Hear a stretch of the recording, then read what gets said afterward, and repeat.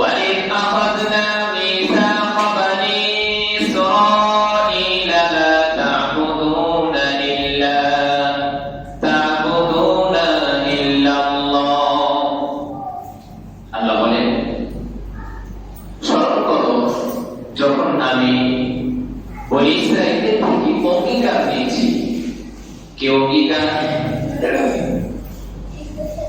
লা তা'বুদুনা ইল্লাল্লাহ, তোমরা আল্লাহ ছাড়া আর কারো ইবাদত করবে না। এরপরে আল্লাহ বলেছেন, ওয়া বিল ওয়ালিদাইনি ইহসানা, আর তোমরা তোমাদের মা বাবার সাথে ভালো আচরণ করো।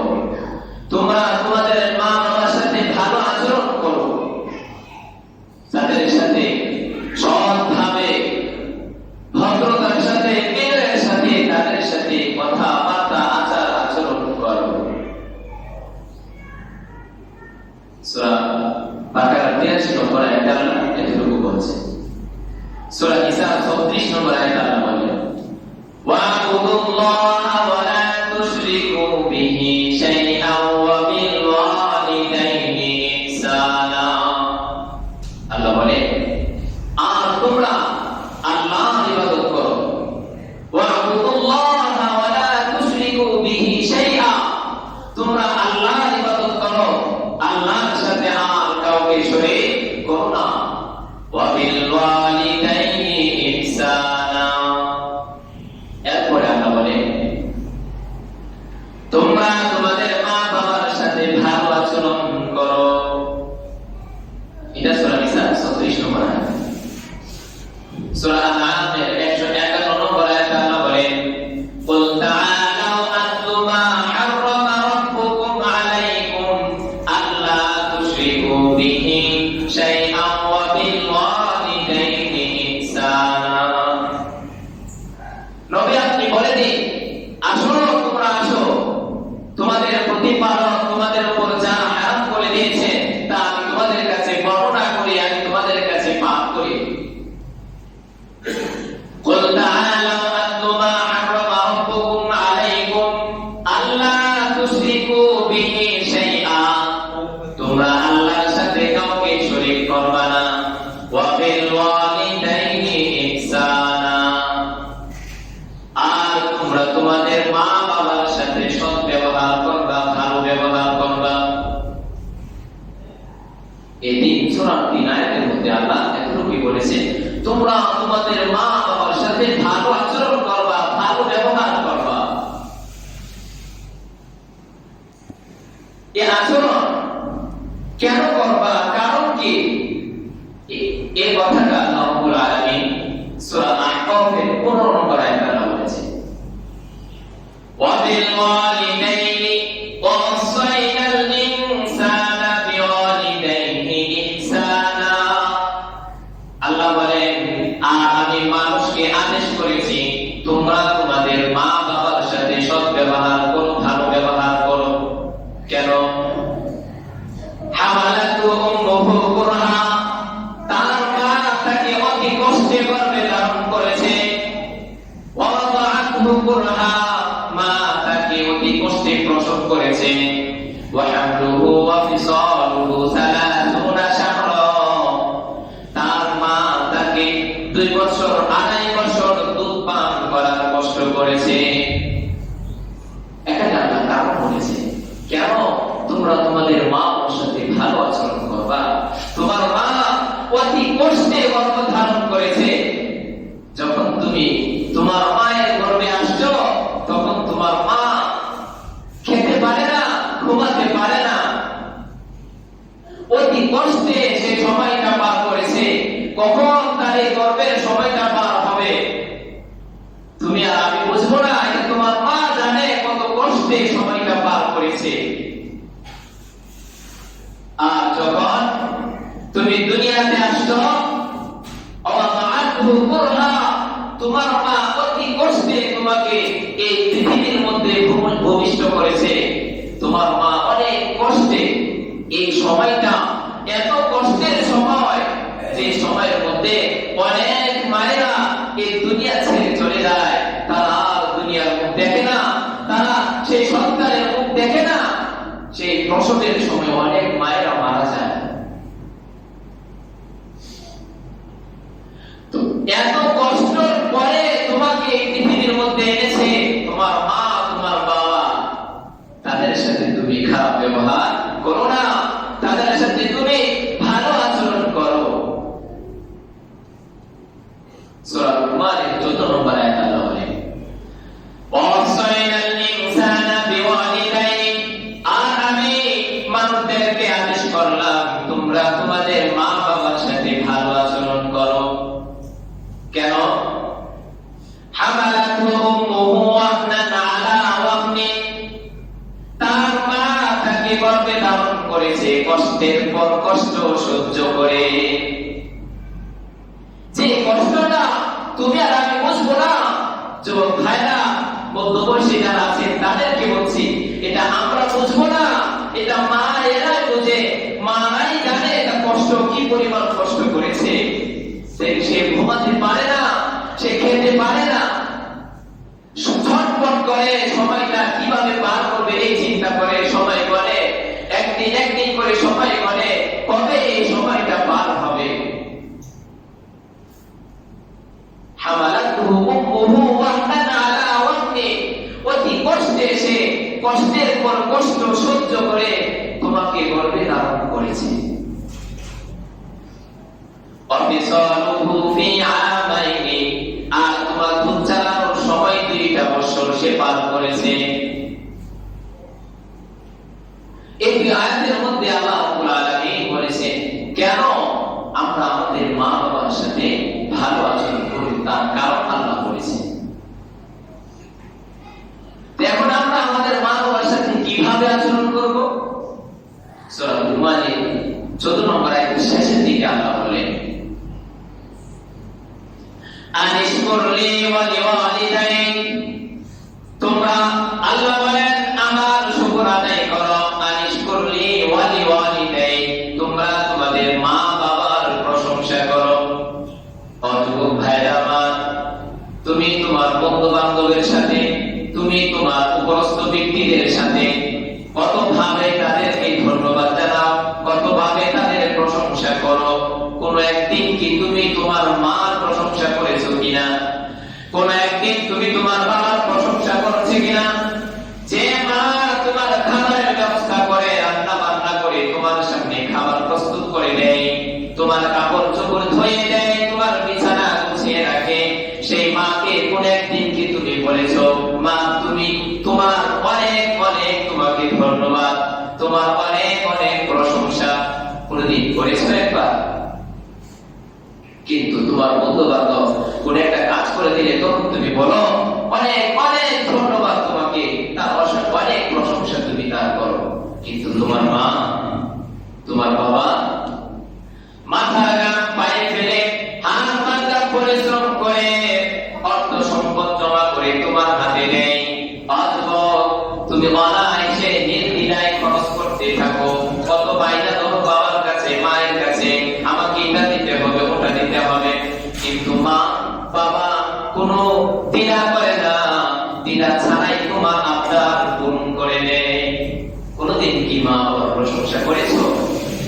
আল্লাহ বলেন আনিশকুরলি ওয়া লিওয়ালিদাইক, তোমরা আমার প্রশংসা করো, তোমরা তোমাদের মা বাবার প্রশংসা করো। যে মা বাবা অতি কষ্ট করে তোমাকে লালন পালন করেছে, না খেয়ে খাইয়েছে, না পড়ে পড়িয়েছে, তাদের তুমি প্রশংসা করো। দেখো একদিন প্রশংসা করে, মা বাবার একদিন প্রশংসা করে দেখো, দেখো তারা কত খুশি হয়, কত আনন্দ হয়। ওই খুশিটা কি পরিমাণ খুশি হবে, মা তুমি একদিন কি জিজ্ঞেস করবা মা কেমন খুশি হয়েছে, মা বলবে যে কি খুশিটা হয়েছে।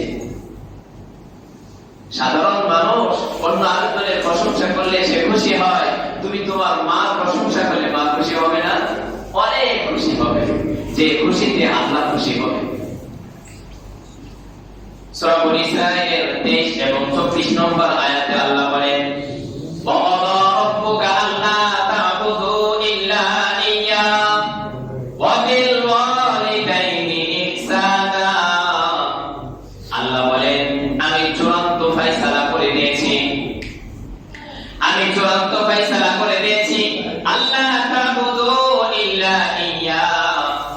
তোমরা আল্লাহ ছাড়া আর কারো ইবাদত করা যাবে না, তোমরা আল্লাহ ছাড়া আর কারো ইবাদত করতে পারবে না। ওয়া বিল ওয়ালিদাইনি ইহসানা, আর তোমরা তোমাদের মা বাবার সাথে ভালো আচরণ করো। আল্লাহ ইবাদতের পরে মা বাবা খেদমত, মা বাবার খেদমত, মা বাবার সাথে ভালো আচরণ। এই কোরআনের আয়াত কিন্তু আল্লাহ বলছেন তোমরা আল্লাহর ইবাদত ছাড়া কারো ইবাদত করো না।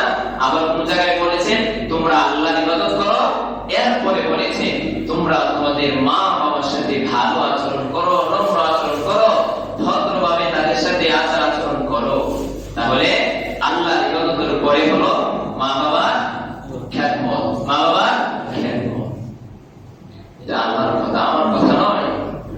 এরপরে আল্লাহ বলে ইম্মা ইয়াবলুগান্না ইনদাকাল কিবারা আহাদুহুমা আও কিলাহুমা ফালা তাকুল লাহুমা উফ।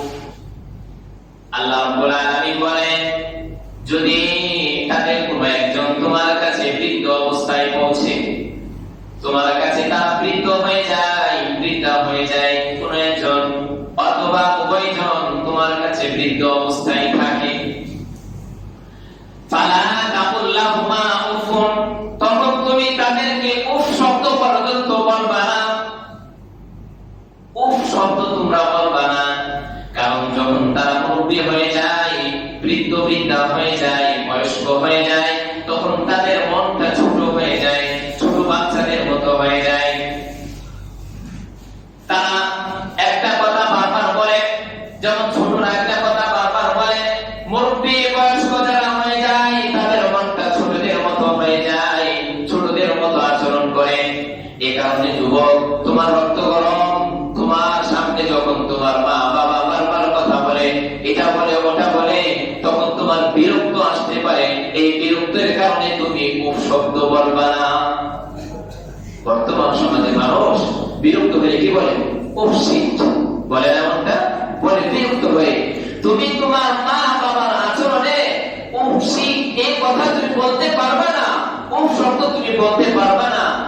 এটা আল্লাহ বলেছেন। তারা তোমার সামনে একটু কথা বেশি বলে, তোমাকে বিরক্ত করে, এজন্য তুমি উফ বলবা না, না তুমি উফ বলতে পারবা না। এরপর আল্লাহ বলে ওয়ালা তানহারহুমা, তোমরা তোমাদের মা বাবাকে ধমক দিও না। উনি তোমার মা, উনি তোমার বাবা, উনি তোমার মুরব্বী বয়স্ক বাবা, উনি তোমার মুরব্বী বৃদ্ধা মা, ওনাকে ধমক দেওয়া যায় না। উনি ওনার মনটা ছোটদের মতো হয়ে গিয়েছে। যখন তুমি ধমক দিবা তখন তাদের মনের মধ্যে কষ্ট আসবে, তখন বলবে, মনে মনে বলবে, মনে মনে মা বাবা বলবে আমি সন্তানের জন্য বোঝা হয়ে গেলাম, সন্তান আমাকে সহ্য করতে পারে না, আমি বোঝা হয়ে গেলাম। এই যে মনে মনে করতেছে, এটা আল্লাহর আরশ পর্যন্ত পৌঁছে যাবে। এই যে মনে মনে কষ্টটা পাচ্ছে, এটা আল্লাহর কাছ পর্যন্ত পৌঁছে যাবে। মা বাবার স্থান আল্লাহর ইবাদত করার পরেই খবরদার, খুব সাবধান। ফালা তাকুল লাহুমা উফিন ওয়ালা তানহারহুমা ওয়া কুল লাহুমা কাওলান কারীমা, তাদেরকে তোমরা উফ শব্দ বলবা না, ওয়ালা তানহারহুমা, তোমরা তাদেরকে ধমক দিবা না, ওয়া কুল লাহুমা কাওলান কারীমা। এখন কিভাবে করব আমরা? আল্লাহ বলে তোমরা তাদের সাথে খুব সম্মানজনক কথা বলবা, খুব সম্মানের সাথে কথা বলবা, খুব ভদ্রতার সাথে কথা বলবা, বিনয়ের সাথে তাদের সাথে কথা বলবা। ওয়া কুল লাহুমা কাওলান কারীমা, খুব নম্রতার সাথে ভদ্রতার সাথে তাদের সাথে কথা বলবা। উঁচু আওয়াজে খিটখিট মেজাজ নিয়ে, গরম মেজাজ নিয়ে তাদের সাথে কথা বলা যাবে না। পরে আল্লাহ বলেন ওয়াগফির লাহুমা জানাহাদ যুরলি মিনার রাহমাতি ওয়া কুর রাব্বিরহামহুমা কামা রাব্বায়ানি সগীরা। আল্লাহ বলেন তোমরা তোমাদের মা বাবার জন্য রহমতের দানা বিছিয়ে দাও, রহমতের ডানা বিছিয়ে দাও। পাখি যেমন তার বাচ্চার জন্য তার ডানা বিছিয়ে দেয়, এটার মধ্যে আল্লাহ ডানা ব্যবহার করেছে। ডানা কিসের হয়? পাখির হয় না? পাখির হয়। তো আল্লাহ ডানা ব্যবহার করেছে কেন?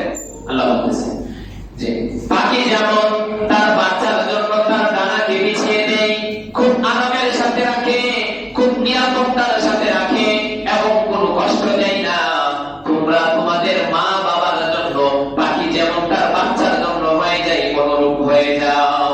তাদেরকে কষ্ট দিবা না, তাদেরকে নিরাপদে রাখবা, নিরাপত্তার সাথে রাখবা, তাদেরকে আরামে রাখবা, ওই রকম তোমরা হয়ে যাও।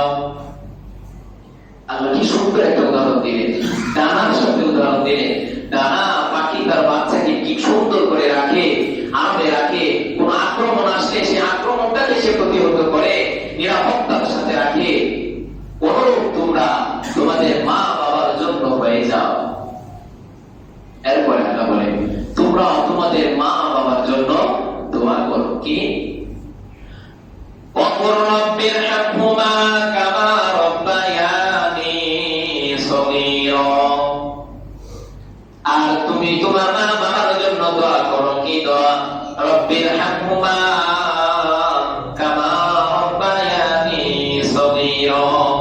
হে আল্লাহ, হে আমাদের প্রতিপালক, হে আমার প্রতিপালক, আমার মা বাবার প্রতি আপনি ওই রকম রহম করুন, দয়া করুন, দয়ার আচরণ করুন যেরকম তারা আমার শৈশবে আমাকে লালন পালন করেছে, শৈশবে আমাকে লালন পালন করেছে, ওই রকম আচরণ আপনি তাদের সাথে করুন। এটা কে শিক্ষা দিয়েছে? আল্লাহ। কে দিয়েছে? আল্লাহ। আল্লাহ শিক্ষা দিয়েছেন মা বাবার জন্য দোয়া করতে। সূরা নূহ এর 28 নম্বর আয়াতে আল্লাহ বলেন রব্বিগফিরলি ওয়া লিওয়ালিদাইয়া। তোমরা তোমাদের মা বাবার জন্য দোয়া করো। কি দোয়া? রব্বিগফিরলি ওয়া লিওয়ালিদাইয়া। হে আমার প্রতিপালক, আমাকে ক্ষমা করুন, আমার মা বাবাকে ক্ষমা করুন। সূরা ইব্রাহিমের 41 নম্বর আয়াতে আল্লাহ বলে রব্বানা গফিরলি ওয়া লিওয়ালিদাইয়া ওয়া লিল মুমিনিনা ইয়াওমা ইয়াকুমুল হিসাব। হে আল্লাহ, আমাদেরকে ক্ষমা করুন, হে আমাদের প্রতিপালক, আমাকে ক্ষমা করুন, আমার মা বাবাকে মাফ করুন এবং সমস্ত মুসলমানদেরকে ক্ষমা করুন। এই সমস্ত দোয়া আল্লাহ শিখিয়ে দিয়েছেন। তো এতক্ষণ আমরা জানলাম সরাসরি কোরআন থেকে, এখন আমরা জানবো আল্লাহ রাসূল সাল্লাল্লাহু আলাইহি ওয়াসাল্লাম এই ব্যাপারে কি বলেছেন। বুখারী শরীফ 5970 নম্বর হাদিস। عن ابن مسعود رضي الله تعالى عنه قال سألت النبي صلى الله عليه وسلم। আব্দুল্লাহ ইবনে মাসউদ রাদিয়াল্লাহু তাআলা আনহু থেকে বর্ণিত, তিনি বলেন সাআলতুন নবী সাল্লাল্লাহু আলাইহি ওয়াসাল্লাম, আমি আল্লাহর রাসূলকে জিজ্ঞেস করলাম আইয়ুল আমালি আহাব্বু ইলাল্লাহ, আল্লাহর কাছে কোন আমলটা সবচেয়ে বেশি প্রিয়? ক্বালা রাসূলুল্লাহ সাল্লাল্লাহু আলাইহি ওয়াসাল্লাম, তখন আল্লাহর রাসূল বললেন as-সালাতু আলা ওয়াক্তিহা, নামাজ সময় মতো নামাজ পড়া, ওয়াক্ত মতো নামাজ পড়া। আল্লাহর কাছে সবচেয়ে প্রিয় আমলের মধ্যে একটা আমল হলো ওয়াক্ত মতো নামাজ পড়া, সময় মতো নামাজ পড়া। ক্বালা সুম্মা আইয়ুন, তারপরে ইবনে মাসউদ রাদিয়াল্লাহু তাআলা আনহু বলেন ইয়া রাসূলুল্লাহ, তারপরে কোন আমলটা? ক্বালা রাসূলুল্লাহ বিররুল ওয়ালিদাইন, পিতামাতার সাথে ভালো ব্যবহার করা, মা বাবার সাথে ভালো ব্যবহার করা আল্লাহ রাসূলের কাছে, আল্লাহ রাব্বুল আলামিনের কাছে সবচেয়ে প্রিয় আমলের মধ্যে একটা আমল। এখন চিন্তা করে আমরা কি করব? আল্লাহ রাব্বুল আলামিনের কাছে মা বাবার খেদমত করে তার কাছে তার সন্তুষ্টি অর্জন করব, না তার নারাজি, তার নাফরমানি করব? তো আল্লাহর কাছে সবচেয়ে প্রিয় আমলের মধ্যে একটা আমল হলো মা বাবার সাথে সৎ আচরণ করা, মা বাবার সাথে ভালো আচরণ করা। ক্বালা সুম্মা আইয়ুন, তিনি তারপরে বললেন যে এরপরে কি? ক্বালা রাসূলুল্লাহ আল জিহাদু ফি সাবিলিল্লাহ, আল্লাহর রাস্তায় জিহাদ করা, আল্লাহর রাস্তায় জিহাদ করা। তো আল্লাহর কাছে সবচেয়ে প্রিয় আমলের মধ্যে একটা আমল হলো মা বাবার সাথে ভালো আচরণ করা। বুখারী শরীফ 5971 নম্বর হাদিস, عن ابي هريره رضي الله تعالى عنه قال جاء رجل الى رسول الله صلى الله عليه وسلم فقال يا رسول الله من احق بحسن صحابتي। আবু হুরায়রা রাদিয়াল্লাহু তাআলা আনহু থেকে বর্ণিত, তিনি বলেন এক ব্যক্তি আল্লাহর রাসূলের কাছে আসলেন, এসে বললেন فقال يا رسول الله, হে আল্লাহর রাসূল, মান আহাক্কু বিহুসনি সাহাবাতি, আমার কাছে বেশি হকদার পাওয়ার কে, কে আমার কাছে বেশি হকদার পায়? قال رسول الله صلى الله عليه وسلم امك, তোমার মা, তোমার মা তোমার কাছে বেশি হকদার, বেশি হকদার পায়। قال ثم من, তিনি বলেন তারপর কে? قال رسول الله صلى الله عليه وسلم ثم امك, তোমার মা, তারপর কে? উম্মুকা, তোমার মা। ثم من, তারপর কে? قال رسول الله صلى الله عليه وسلم ثم ابوك, আল্লাহ রাসূল সাল্লাল্লাহু আলাইহি ওয়াসাল্লাম তিনবার বলেছেন মার কথা, একবার বলেছেন বাবার কথা। কেন? ওই সূরা নামের 15 নম্বর আয়াতে আল্লাহ বলেছেন হামালাতহু উম্মুহু কুরহা ওয়া ওয়াদাআতহু কুরহা ওয়া হামলুহু ওয়া ফিসালুহু 30 শাহরা। মায়েরা তিনটা কষ্ট করে, যে তিনটা কষ্ট বাবারা করে না, এজন্য আল্লাহ রাসূল সাল্লাল্লাহু আলাইহি ওয়াসাল্লাম মার কথা তিনবার বলেছেন যে মা তোমার কাছে বেশি হকদার, তিনবার বলেছেন।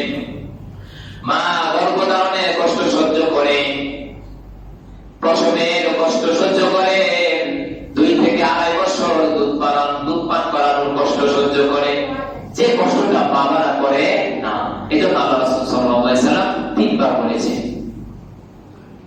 এরপরে তিরমিজি শরীফের 1899 নম্বর হাদিস, قال رسول الله صلى الله عليه وسلم رضا الرب في رضا الوالد وسخط الرب في سخط الوالد। আল্লাহ রাসূল সাল্লাল্লাহু আলাইহি ওয়াসাল্লাম বলেন বাবার সন্তুষ্টির মধ্যে আল্লাহ সন্তুষ্টি হন, রিদা রব্বি, রব আল্লাহ সন্তুষ্টি হন, ফি রিদাল ওয়ালিদি, বাবার সন্তুষ্টির মধ্যে, ওয়া সাকাতুর রব্বি ফি সাকাতিল ওয়ালিদি, বাবার অসন্তুষ্টি হলো আল্লাহ অসন্তুষ্টি হন। এখন চিন্তা করেন, বাবাদেরকে মায়েদেরকে আমরা কি কষ্ট দিব না তাদেরকে সন্তুষ্টির মধ্যে রাখবো? বুখারী শরীফ 5973 নম্বর হাদিস, 72 নম্বর হাদিস, আল্লাহ রাসূল সাল্লাল্লাহু আলাইহি ওয়াসাল্লামের কাছে এক ব্যক্তি আসলো, এসে বললেন উজাহিদু, আমি কি জিহাদ করব, আমি কি জিহাদে যাব? قال رسول الله صلى الله عليه وسلم لك أبوان, তোমার কি পিতামাতা জীবিত আছে কি? قال نعم, ওই ব্যক্তি বলল হ্যাঁ, আমার পিতামাতা জীবিত আছে। قال رسول الله صلى الله عليه وسلم ففيهما فجاهد, তুমি তোমার পিতামাতার খেদমত করতে থাকো, ওইটাই তোমার জন্য জিহাদ। মা বাবার খেদমত করা ওইটাও তোমার জন্য জিহাদ।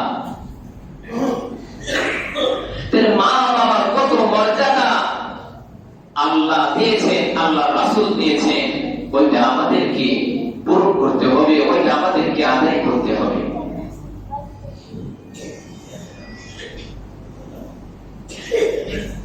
ইবনে মাজাহ 4941 নম্বর হাদিস, عن ابي امامه رضي الله تعالى عنه قال جاء رجل الى رسول الله صلى الله عليه وسلم ما حق الوالدين على ولدهما।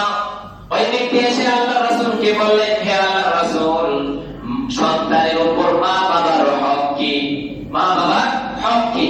তখন আল্লাহ রাসূল সাল্লাল্লাহু আলাইহি ওয়াসাল্লাম বললেন হুমা জান্নাতুকা ওয়া নারুকা, তারা দুজন তোমার জন্য জান্নাত, তারা দুজন তোমার জন্য জাহান্নাম। মা বাবা তোমার জন্য জান্নাত, মা বাবা তোমার জন্য জাহান্নাম। ওই ব্যক্তি জিজ্ঞেস করেছে সন্তানের উপর মা বাবার হক কি, সন্তানের উপর মা বাবার হক কি, কিভাবে মা বাবার হক আদায় করবে। তো আল্লাহ রাসূল এমন কথা বললেন যে তারা দুজনেই তোমার জন্য জান্নাত, তারা দুজনেই তোমার জন্য জাহান্নাম। অর্থাৎ যদি তুমি তাদের সন্তুষ্ট রাখো, যদি তুমি তাদেরকে ভালোভাবে রাখো, তাদের সাথে ভালো আচরণ করো, তাদেরকে ভালোভাবে খাওয়াও পড়াও, তাদের দেখাশোনা করো, তাদের যত্ন নাও, এতে আল্লাহ সন্তুষ্টি হবে। ওই সন্তুষ্টি তোমার জন্য জান্নাতের কারণ হবে। যে আল্লাহ রাসূল বলছেন তারা দুজন তোমার জন্য জান্নাত আর তারা দুজনেই তোমার জন্য জাহান্নাম।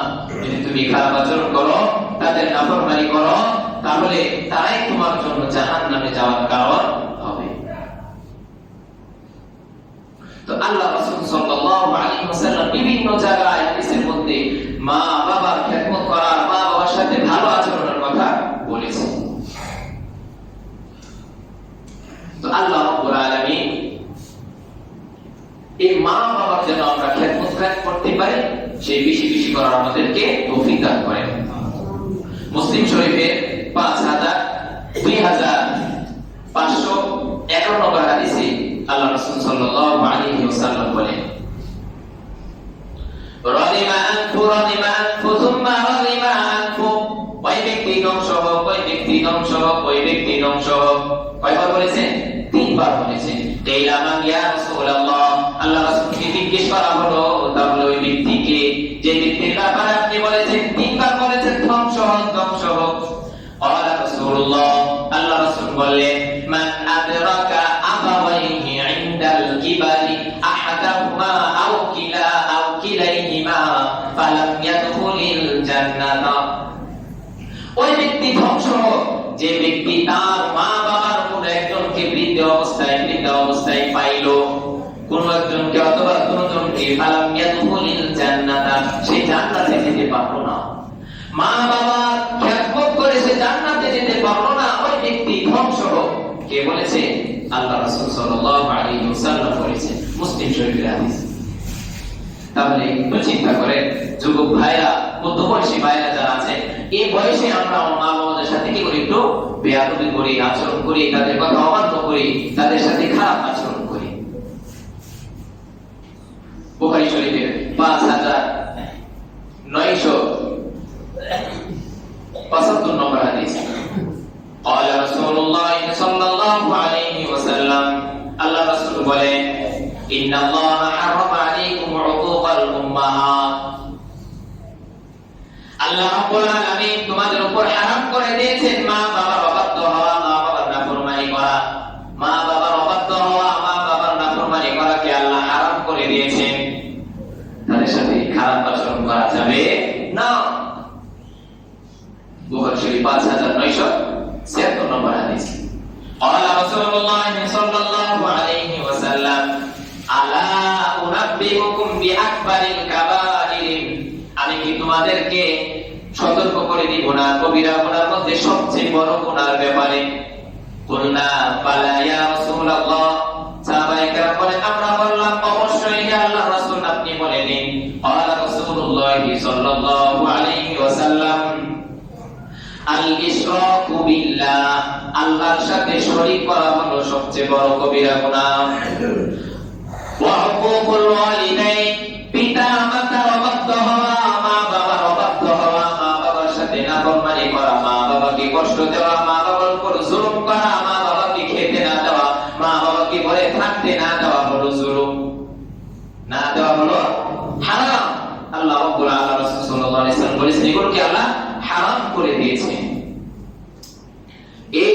এই মা বাবার সাথে খারাপ আচরণ করা, মা বাবার অবাধ্য হওয়া কবিরা গুনাহ, একটা গুনাহ, সবচেয়ে বড় গুনাহ।